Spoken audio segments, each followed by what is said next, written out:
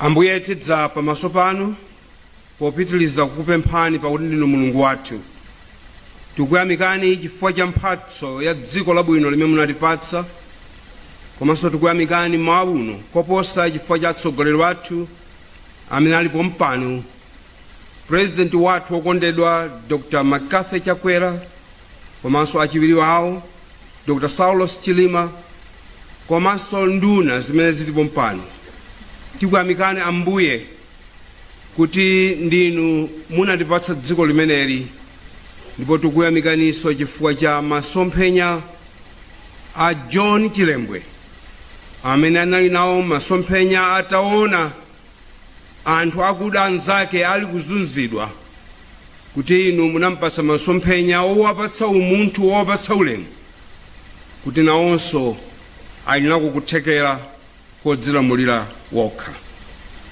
Tikuyamikani kuti masomphenya akudzilamulira tokha adakwaniritsidwa, koma Ambuye tili ndi mavuto akulu mu dzikoli chifukwa ambiri amene tidayikiza kuti atigwirire ntchito m'madera osiyanasiyana ndi ankhungu amene akuononga dzikoli ndi ntchito yakuba ndalama zothandizira anthu osauka.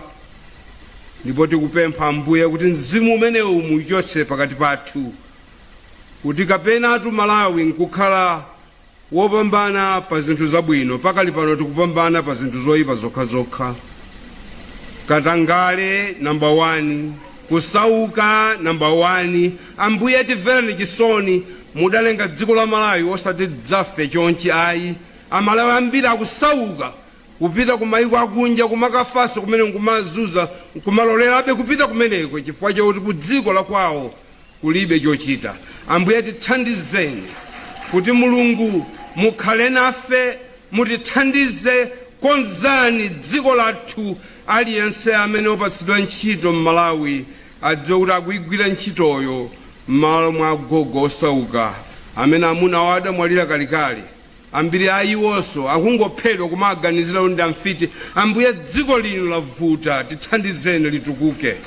Tikuyamika zoonadi chifukwa chakufuna kumene kulipo kwa atsogoleri wathu, koma kufuna kokhako kuyeneranso kukwaniritsidwa ndi kufuna kwa anthu amene akugwira ntchito. Ambuye lolani kuti m'mabungwe ngakhalenso m'mipingo, Katangale walowera ngakhale m'mipingo odi tidakachitika m'mipingo, abusa ambiri so adakamangidwa. Tithandizeni Ambuye, mutithandize kuti Katangale achoke. Zimandimvetsa chisoni ati akuti ku Malawi